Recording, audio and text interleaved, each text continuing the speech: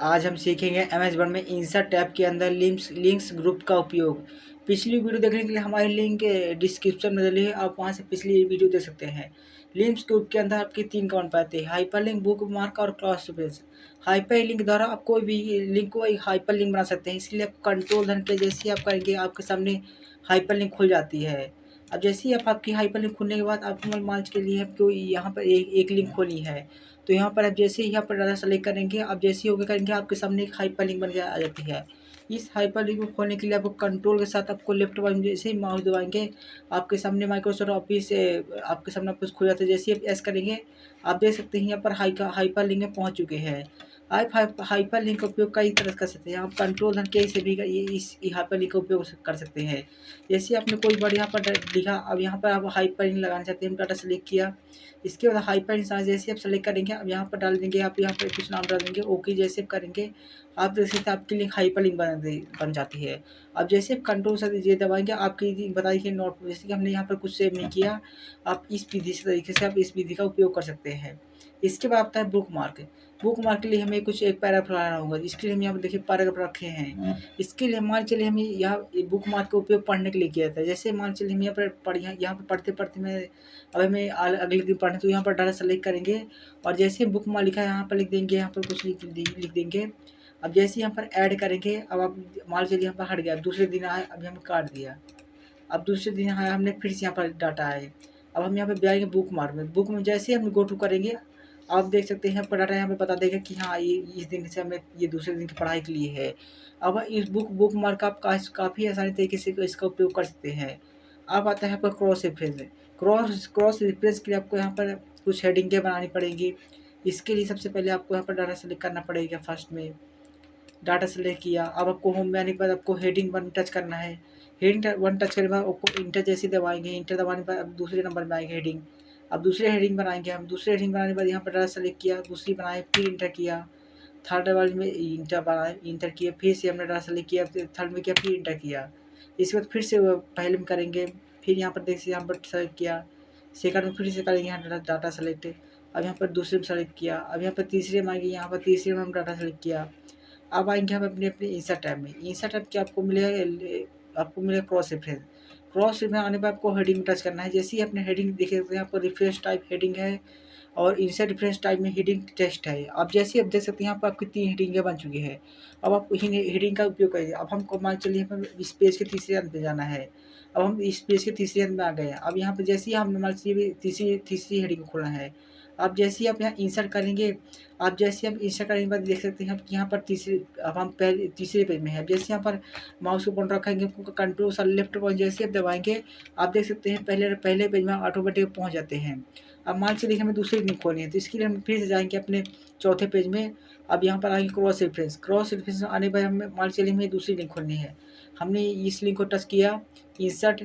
अब जैसे ही पीछे आएंगे, अब जैसे ही आप फिर से आएंगे कंट्रोल के साथ, आप जैसे ही लेफ्ट पॉइंट माउस से दबाएंगे आप देख सकते हैं ऑटोमेटिक आप फिर से वहीं पर पहुंच जाते हैं। आप इस विधि क्रॉस रेफरेंस का काफ़ी सारी तरीके से उपयोग कर सकते हैं।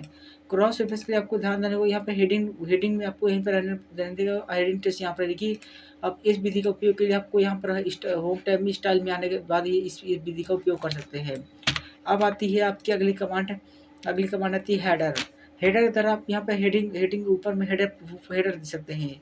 इसके लिए सबसे पहले आपको यहाँ पर कुछ एक पैराग्राफ, इसके लिए आपको इक्वल RAND टैब जैसे टैप किया आपके सामने एक पैराग्राफ आ गया है।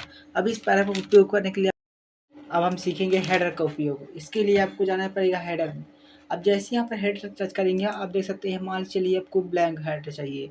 अब हमने हेडर टच किया, अब यहाँ पर कुछ ऐड कर सकते हैं। इसके बाद अब इस विधि का उपयोग कर सकते हैं। अब इसके लिए आपको अब मान लीजिए आपको दूसरी तरह हेडर चाहिए, तो आपको कंट्रोल जेड से फिर से पीछे जाएंगे। अब आते हैं दूसरे हेडर में। अब मान चलिए आपको अल्फ़ाबेट का हेडर चाहिए। अब अल्फ़ाबेट जैसे प्रेस करेंगे अब किस में अल्फ़ाबेट का हेडर आ जाता है। अब बस इस हेडर के द्वारा आप इस हेडर का उपयोग कर सकते हैं। अब आते हैं दूसरे हेडर में। अब आपको मान चलिए आपको कलर का हेडर चाहिए, तो आप यहाँ पर डाटा आएंगे। इसके बाद यहाँ पर कलर में आप जैसे देख सकते हैं अलग तरह के आपके सामने कलर के टेक्स्ट है, आप इस कलर का उपयोग कर सकते हैं। इसके लिए आपको यहाँ पर कुछ टाइप करना होगा। अब जैसे यहाँ पर टाइप करेंगे आप देख सकते हैं आपका हेडर यहाँ पर लग गया। आप इस विधि से इस पैराग्राफ को काफ़ी आकर्षक तरीके से दिखा सकते हैं और बता सकते हैं कि आप कितना अच्छा तरीके से आपका हेडर और फुटर लगाया जाता है। हेडर का उपयोग सबसे पेज के ऊपर में लगाया जाता है। आप यहाँ पे हेडर को एडिट भी यहाँ से कर सकते हैं। आप देख सकते हैं आपका डेट और टाइम सब कुछ यहाँ पे बता रहा है।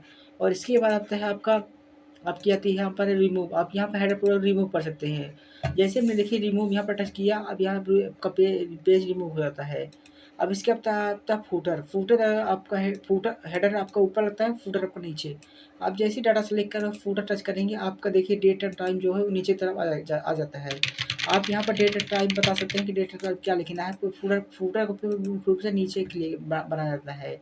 आप फूटर भी अलग तरह के दे सकते हैं। आपके यहाँ रंग बिरंगे आपके अपने हिसाब से आप यह फूटर नीचे लगा सकते हैं। आप यहाँ पर अपना नाम नाम डेट टाइम सब कुछ बता सकते हैं। फूटर द्वारा एक अच्छा तरीके से बेहतर तरीके से आप बता सकते हैं। और इसके बाद आता है आपका फूटर में रिमूव के द्वारा आप रिमूव फूटर कर सकते हैं। इसके बाद आता है पेज नंबर के द्वारा पेज नंबरिंग दे सकते हैं।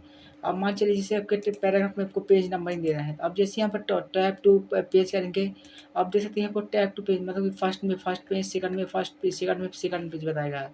इसके बाद आता है आपका आता है बॉटम ऑफ पेज। बॉटम अगर आप बॉटम पेज देना चाहते हैं तो बॉटम में कर सकते हैं। पेज मार्जिन अगर पेज मार्जिन में दे सकते हैं, पेज मार्जिन जैसे कि पेज मार्जिन के बगल में हमेशा आ जाता है। इसके बाद आता है आपका करंट पोजीशन अगर आप करंट पोजीशन देना चाहते हैं तो दे सकते हैं। अब अगर आप पेज को पहले से करना चाहते हैं, आप रिमूव पेज नंबर कर सकते हैं, आपका रिमूव पेज नंबर हट जाता है। ये अब इसके बाद इसके द्वारा आप काफ़ी सारी से इस विधि का उपयोग कर सकते हैं। और इसके बाद इसके लिए आपको अगर विस्तार से गिरूँ तो यहाँ पर डाटा को हम यहाँ पर बड़ा कर सकते हैं। जैसे मैंने फ़ॉन्ट साइज़ बड़ी कर दी।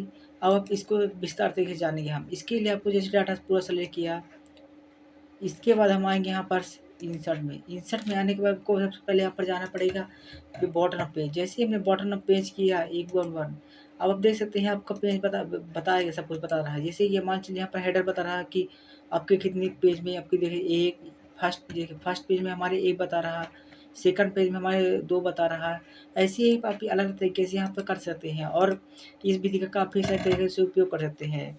और आप यहाँ पर करंट पोजीशन तरीके से भी आप यहाँ पे बता सकते हैं। अब यहाँ पे बता सकते हैं कि पेज नंबर 1 है और पेज नंबर 2 अगर। और इसके बाद इसके बाद आती है आपकी अगली कमांड में। अगर आप वीडियो अच्छी लगे तो लाइक एंड सब्सक्राइब करें।